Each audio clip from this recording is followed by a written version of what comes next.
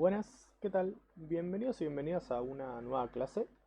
La idea de hoy es continuar con el tema proteínas y vamos a verlo un poco más en específico.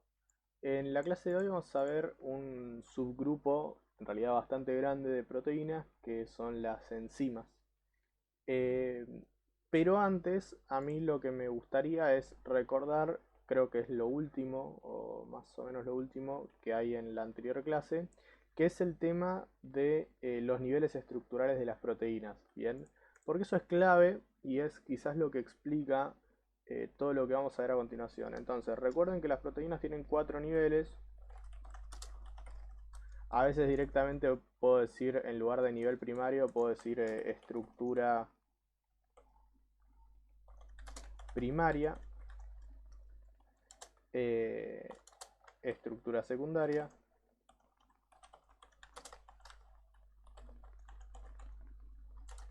estructura terciaria y estructura cuaternaria.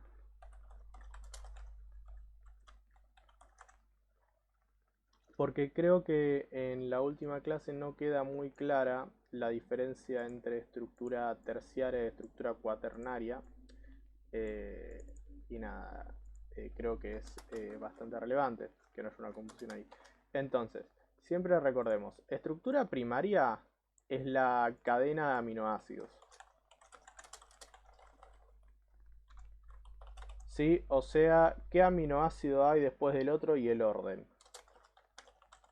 Bien, sin meterme con absolutamente nada. O sea, lo puedo representar en un papel con letras.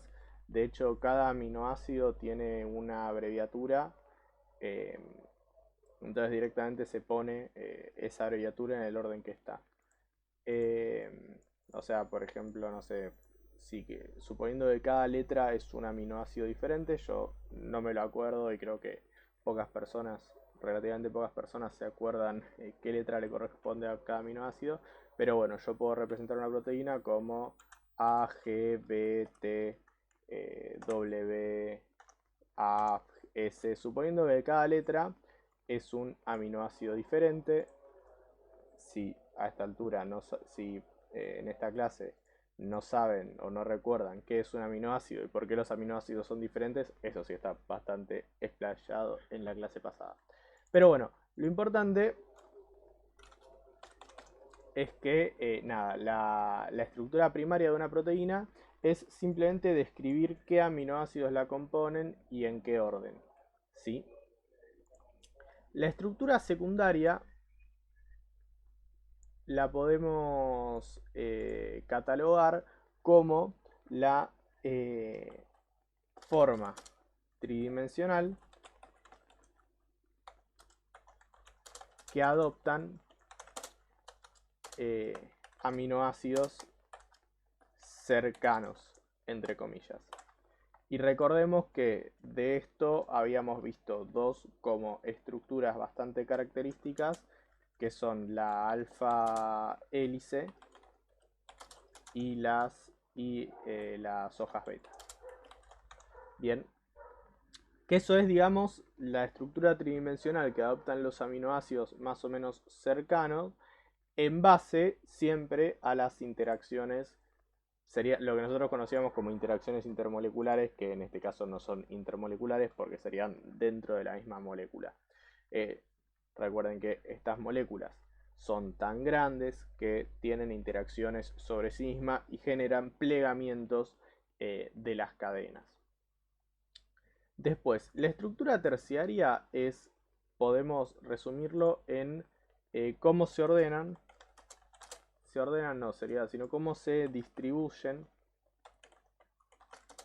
espacialmente eh, las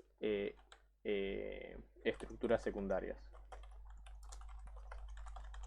O sea, eh, básicamente, por ejemplo, si yo tengo, no sé, una... Por ejemplo, no sé, yo tengo una alfa hélice por acá, después una hoja beta por acá, las hojas beta se escriben como con una flecha. Esto es como una simbología.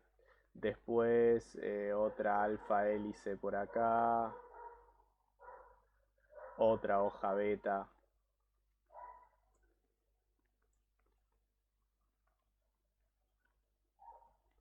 Así cruzada. Un loop que es otra estructura secundaria. Después otra alfa hélice de esta manera. Y así seguir. O sea, cada una de estas cosas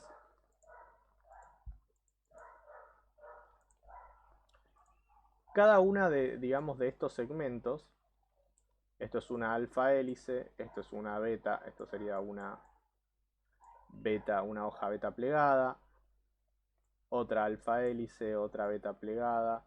Esto es algo que no señalé la clase pasada, pero es un loop, que es otro tipo de estructura secundaria, no importa, no viene al caso.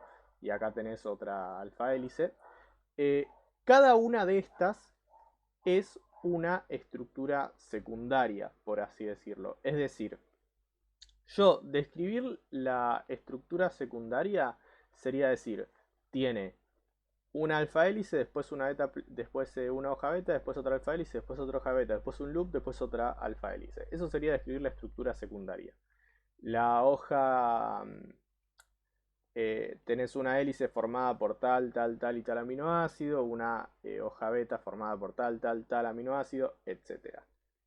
Ahora, el, digamos, el conjunto de todo esto, es decir, marcar que por acá arriba tenés el alfa hélice, acá al costado y tirando para abajo tenés la beta plegada, después para este lado tenés la otra alfa hélice. Este ordenamiento es la estructura terciaria. ¿Sí?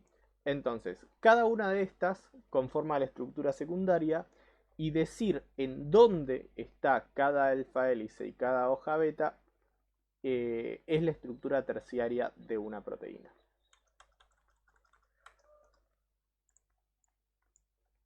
Y lo último sería la estructura cuaternaria.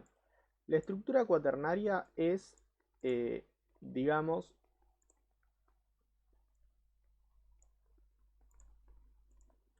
es cómo se organizan entre estructuras terciarias. Y esto suena raro, ¿por qué? Porque uno dice, bueno, acá vos ya tenés toda la cadena de proteínas, tenés los aminoácidos que lo componen, tenés las estructuras secundarias, la estructura terciaria, ya completaste la cadena, ya tenés, digamos, la molécula completa y su completa descripción. Entonces, ¿qué es una estructura terciaria? Bueno, justamente las proteínas como tales, normalmente o muchas veces, están formadas por más de una cadena, es decir, por más de una molécula específicamente. Entonces, digamos que van a hacer la interacción entre dos moléculas diferentes.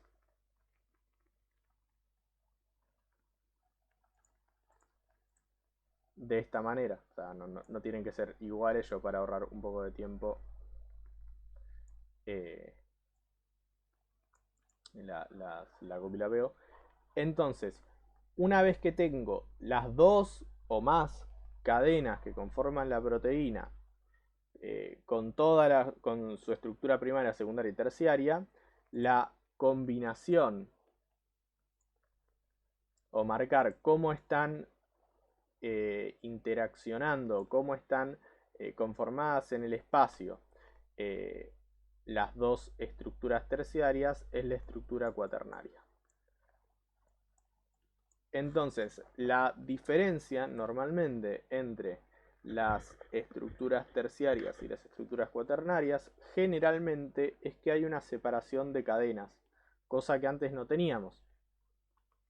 No siempre, o sea, yo puedo tener una estructura cuaternaria marcada por algún tipo de unión. Em, pero no viene al caso, o sea, lo podemos considerar casi que siempre dos cadenas diferentes, donde cada uno de los sectores, digamos, o de los conjuntos que integran la estructura cuaternaria se denominan dominios.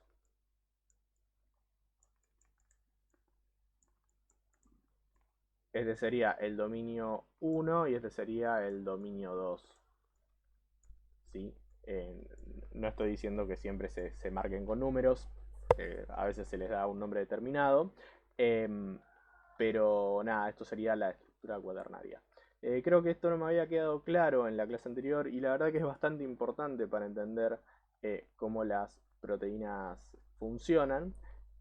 Sobre todo para la parte de la enzima estar bastante relacionado, entonces me parecía bueno repasarlo. Algo muy importante que hay que recordar es que perdón, dos cosas importantes que hay que recordar. Técnicamente, si yo tengo la estructura primaria de la proteína, yo ya puedo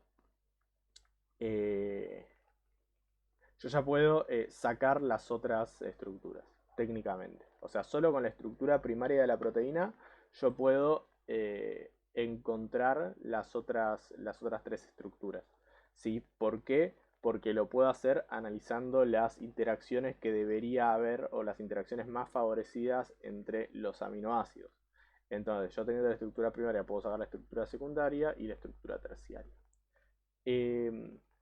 Lo que no garantiza que el proceso lo que no sucede en el proceso inverso. Yo teniendo la estructura terciaria no puedo saber cuál va a ser la estructura primaria. Si bien puedo armarlo, puedo tener pistas, puedo tener lo que sea, no puedo saber cuál será la estructura primaria porque puedo tener o sea, varias posibilidades de aminoácidos generando las mismas interacciones. Entonces, yo con tener esto saco las otras tres, pero con tener esto no puedo sacar las dos anteriores. La cuaternaria un poco la dejamos afuera porque, o sea, con la primera debería poder sacar la cuaternaria, pero como ya normalmente son dos moléculas, dos dominios, etc., normalmente a las proteínas se las estudia por dominio. Bien, entonces recordemos esto. Si yo tengo la estructura primaria de una proteína, puedo sacar todo el resto. Si yo tengo la estructura terciaria, no puedo necesariamente predecir lo anterior. Lo mismo desde la estructura secundaria tampoco. Bien, entonces, una vez, digamos, clarificado un poco esto, nos vamos a meter con las enzimas. ¿Qué son las enzimas? Las enzimas son un tipo de proteína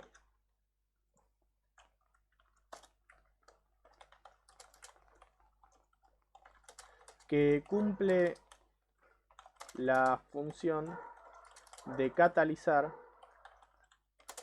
una reacción del organismo. Yo cuando digo organismo no estoy hablando en este caso estrictamente del organismo humano, estoy hablando de cualquier organismo, puede ser desde cualquier tipo de organismo unicelular hasta cualquier tipo de organismo animal. Pero siempre hay enzimas y cumple la función de catalizar una reacción, vamos a poner, en el organismo. ¿Qué significa catalizar? No recuerdo si usé este término en alguna clase anterior, y si lo usé hace demasiado tiempo, así que no viene mal aclarar qué es. Catalizar es, entre comillas, acelerar una reacción. La gracia de catalizar es que la reacción sucede por un camino inverso, perdón, inverso no dije otra cosa, por un camino alternativo al que tendría sin catalizar. En este camino se disminuye la energía de activación. Entonces, se deberían acordar a esta altura de un perfil de reacción en el cual teníamos algo llamado coordenada de reacción y acá teníamos la energía. Y normalmente teníamos los reactivos y los productos. La reacción podría ser endotérmica o exotérmica, pero lo que siempre teníamos era una energía de activación, que era esto yéndose para arriba. Entonces, podríamos decir que si el camino normal de la reacción sería este, el camino de una reacción en la cual se aplica algún tipo de catálisis podría ser este.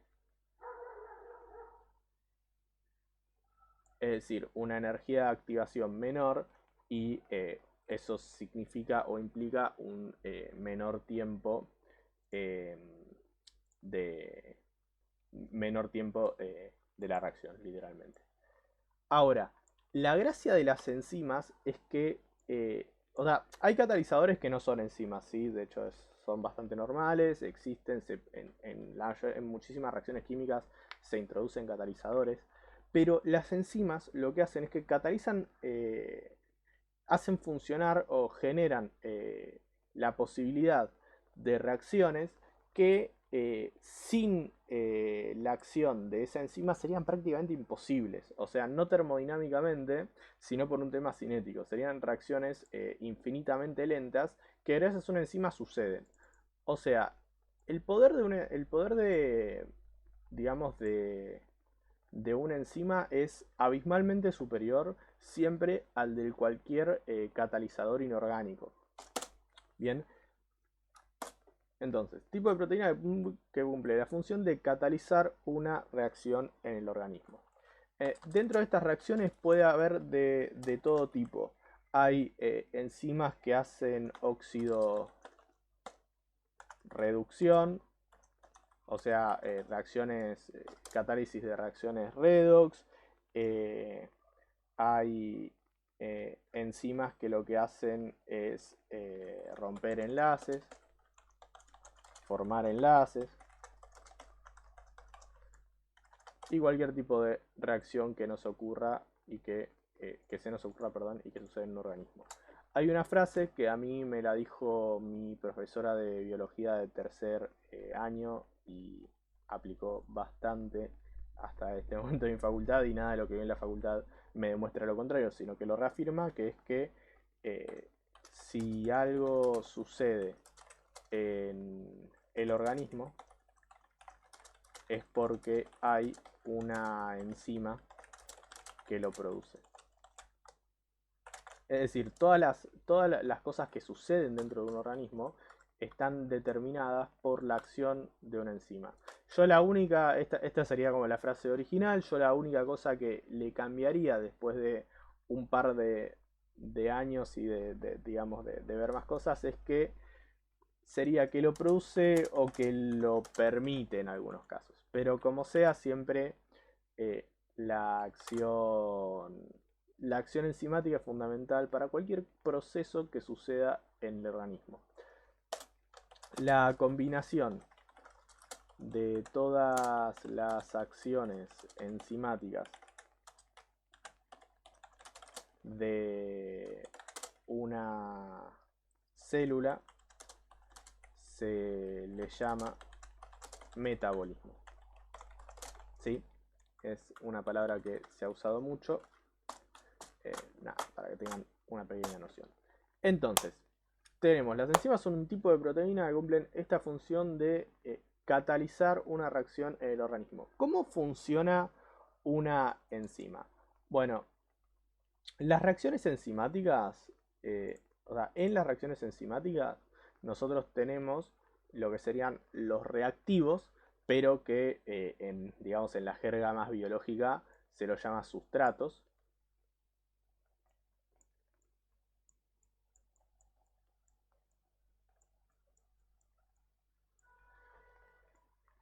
Que queremos que nos dé un producto.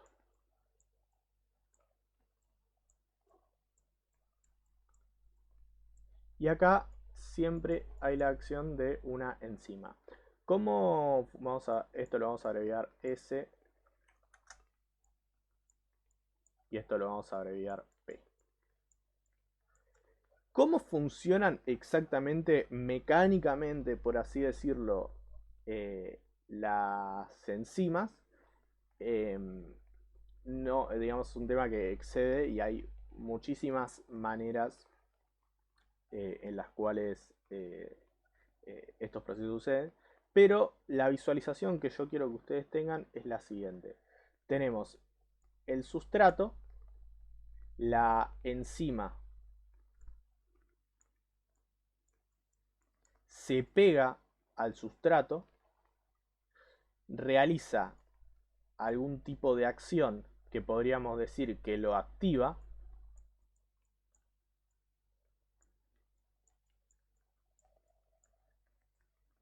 y esto genera el producto y vuelvo normalmente a tener la enzima que tenía acá.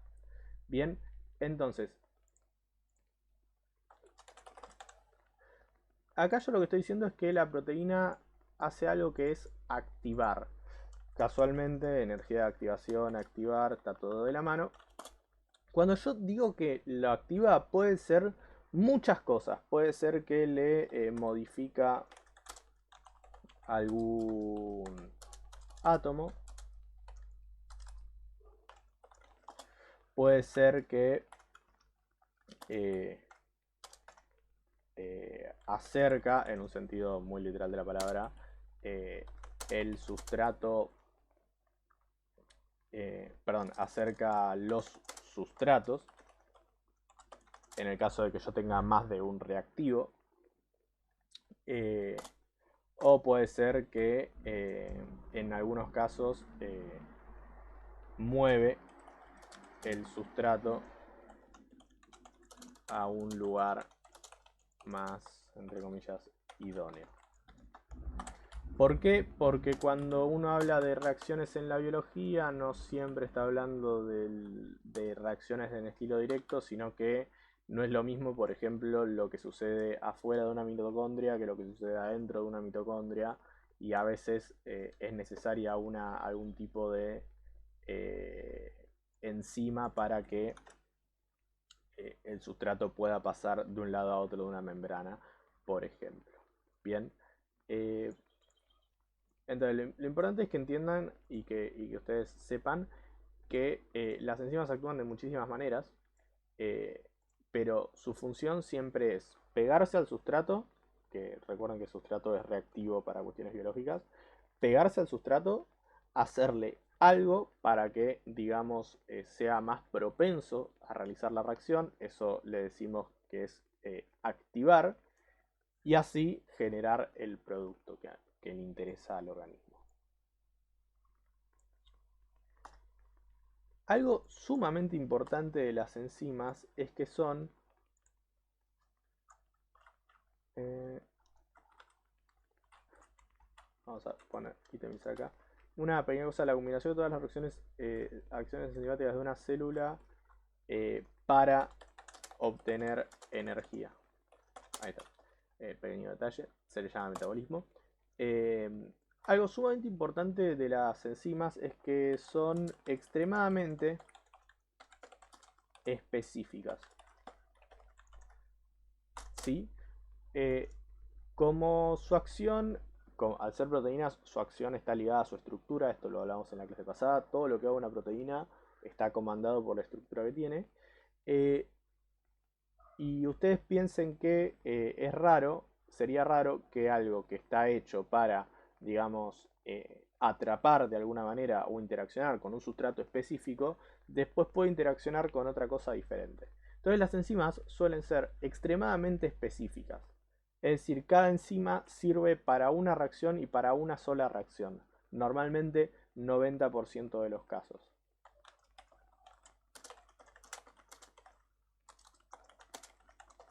Con una sola reacción no quiero decir en cantidad, digamos, de la cantidad de veces que puede hacer la misma reacción, sino que una sola reacción en un solo tipo de reacción. O sea, puede pasar, yo tengo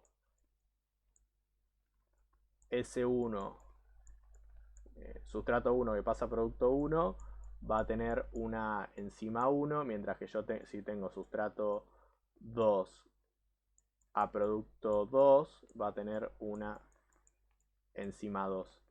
Incluso si yo quisiera, por ejemplo, ir del sustrato, si hubiera otra reacción que es ir del sustrato 2 al producto 1, muy probablemente tendría otra enzima distinta. Bien, o sea, cada reacción con su enzima.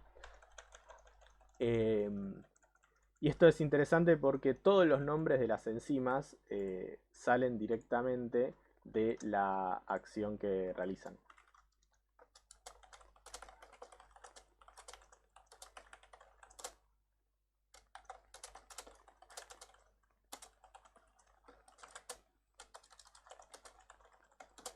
Siempre la terminación es la terminación asa y es muy... algunos nombres son, o sea, como las enzimas son específicas, los nombres son extremadamente largos y termina en la terminación asa. O sea, dentro, por ejemplo, un subgrupo de enzimas muy grandes son las oxidasas. Las oxidasas, por ejemplo, lo que hacen es oxidaciones, como las redox. Ahora, eh, las enzimas oxidasas normalmente tienen nombres como eh, una que vamos a ver en un rato, que es la glucosa oxidasa. Entonces ya el nombre directamente te dice esta es la enzima que oxida a la glucosa. O sea, son nombres increíblemente literales. E incluso normalmente las enzimas no solo basta con esto, sino que es, por ejemplo, la glucosa oxidasa del... eh, podemos pensar del Escherichia coli.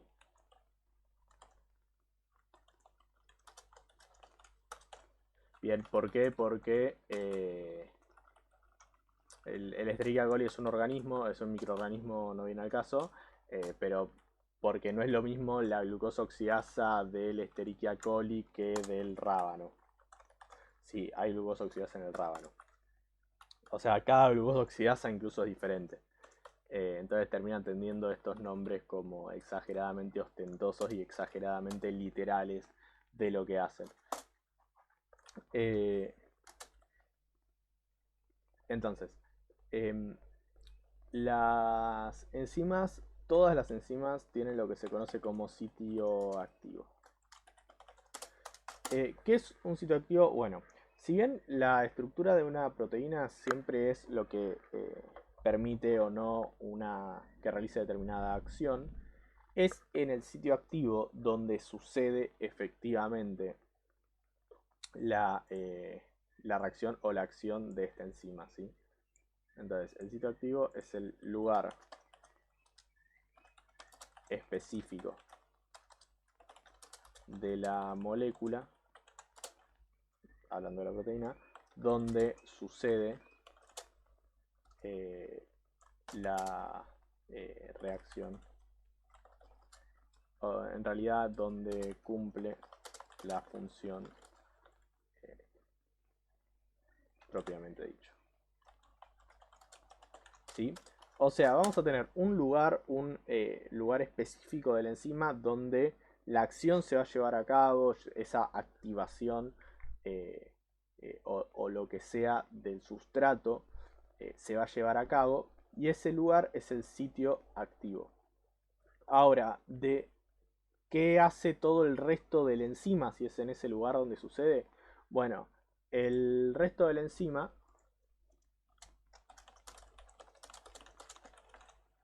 eh, eh, permite que el sustrato llegue al sitio activo. ¿Sí? Entonces el resto de la enzima, por ejemplo, o sea, en las diferentes estructuras vamos a tener lugares de atracción al sustrato. Vamos a tener estructuras que permitan la movilidad, vamos a decir, de la enzima. Si bien la enzima no es un organismo vivo como para decir que tiene movilidad, la estructura va a permitir que se mueva En realidad la palabra es que difunda mejor o peor en las diferentes sustancias donde tenga donde tenga que realizar la acción, ya sea el interior de la mitocondria, el interior de la célula, el exterior de la célula, de la membrana, lo que sea, va a necesitar cierta movilidad, cumplir una función de estabilidad. O sea, es como todo. O sea, la enzima se puede ver como un bolsillo, que sería el sitio activo,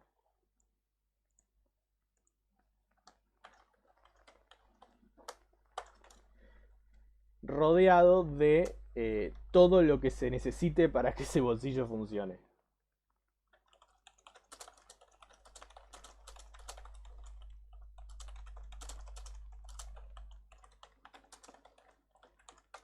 Esto es la idea de una enzima. Entonces, solo cuando el sustrato llegue a ese bolsillo que es el sitio activo, la enzima va a poder realizar la acción. Em, Otra cosa importante de los sitios activos es que normalmente traen unido, bueno, normalmente no, a veces tienen unido un cofactor. Un cofactor normalmente es un ion metálico, o sea, no sé, por ejemplo, el hierro 2 más, el, el calcio más, el magnesio más, etcétera. Magnesio 2 más, perdón, creo que es. Entonces, es una pequeña, digamos, es una pequeña partícula que se une al sitio activo y que permite realizar la función.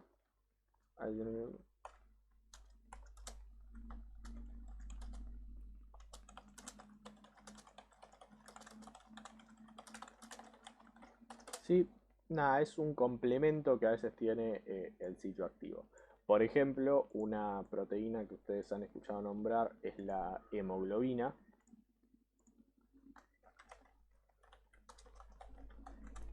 que no es una enzima, sino que es un pigmento.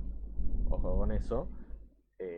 O sea, aclaro que no es una enzima, pero la hemoglobina tiene un sitio activo, de ahí la palabra hemo, eh, que es un ion de hierro 2 más. O sea, tiene un cofactor, que es el cofactor hemo, que tiene un hierro 2 más, por ejemplo. Y de hecho se llama globina porque la forma tridimensional que tiene es como un glóbulo y es redondita. Bien, entonces, para terminar, ver un par de estructuras tridimensionales de enzimas. Esta es una que les mencioné antes, que es una glucosa oxidasa. Y esto es para que vean un poco cómo se representan. Ven que las estructuras tridimensionales representan las hélices, las hojas beta, que acá creo que no se ven tan bien, porque están medio como hacia atrás. Y después partes de la cadena que obviamente no tienen una estructura secundaria definida. Acá, por ejemplo, se ven un montón de hélices alfa. eh, una acá, otra acá, otra acá, acá, acá. Eh, y fíjense que están ordenadas de una manera específica. Eh, ¿Cómo se obtienen este tipo de imágenes? Hay varios métodos de obtención y de hecho, si ustedes, estas imágenes se almacenan en fuentes, en bases de datos certificadas. PubChem se llama una, o sea, la más conocida es PubChem. eh, y o sea, o sea, cada entrada de esa base de datos tiene la estructura y tiene cómo fue obtenida y en qué condiciones. Normalmente las estructuras se obtienen cristalizadas,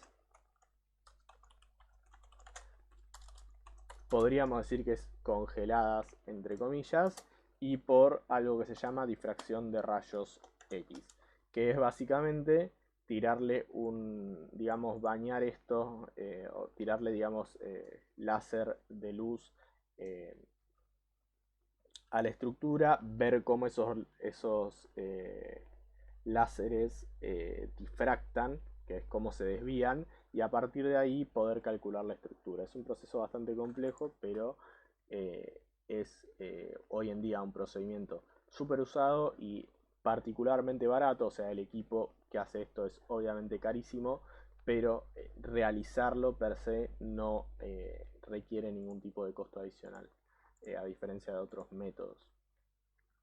Y tampoco se necesita, o sea, son equipos que están bastante o relativamente popularizados. No son de bolsillo, pero existen bastante y no es que hay dos en el mundo, como si hay otras cosas. Em, entonces, por otro ejemplo, bueno, esta es la glucosa oxidasa, que como su nombre le indica, lo que hace es oxidar a la glucosa. Eh, Otro ejemplo es la celulasa, que a mí esta imagen me gustó en particular porque tiene por un lado marcados dos dominios. Fíjense que tenemos como dos estructuras terciarias bien diferenciadas. De un lado tiene todo un montón de hélices alfa y del otro lado, en el otro dominio, tiene las hojas beta. Y tiene marcado acá, justo cuando lo cristalizaron con el sustrato, tiene marcado acá la molécula asociada al sitio activo de esta proteína. O sea, fíjense, por ejemplo, la diferencia de tamaño entre la proteína y un sustrato, por ejemplo, que es una molécula orgánica. Eh, en este caso es una celulasa, eh, que es una enzima, es la enzima utilizada para la industria del papel, por eso las plantas de celulosa. Y la última, que es una imagen ya no estructural, sino una representación digital, digamos, más fiel, podría ser entre comillas, es una DNA ligasa. Su nombre lo indica, DNA es el ADN, ligasa es que liga, o sea, es una enzima que realiza o genera uniones en el ADN y su función es, por ejemplo, reparar los cromosomas. Y nada, me pareció una imagen muy bonita porque es como la enzima está actuando sobre una hélice de DNA. Em, las enzimas son en general lo que mueven la industria biológica o biotecnológica. Todo lo que es la industria de lácteos, la industria de la cerveza, por ejemplo, de los vinos, todo lo que implemente una fermentación se hace mediante acción enzimática. O sea, lo que ustedes conocen como fermentación no es más que una oxidación realizada por microorganismos y justamente lo realizan mediante, mediante sus enzimas. Así que cuando ustedes, no, todo lo que ustedes piensen que es una industria ligada a la química o a la biología, seguramente sea a partir de la obtención o la utilización de alguna enzima que se encuentre en la naturaleza. ¿Por qué? Porque es siempre mucho más barato y mucho más efectivo utilizar microorganismos que generen enzimas que tratar de sintetizar uno sus propias moléculas. Eh, Así que nada, la lección que quiero que se lleven de todo esto, como la moraleja, es que realmente lo que es la manipulación del hombre per se digamos, de la química y de las reacciones, todavía no le llega ni a los talones ni a la planta del pie a lo que los organismos pueden hacer con las moléculas biológicas. Hoy en día es eso y por eso se estudian estas moléculas para poder utilizarlas directamente. Así que nada, eso va a ser todo por hoy y hasta la próxima.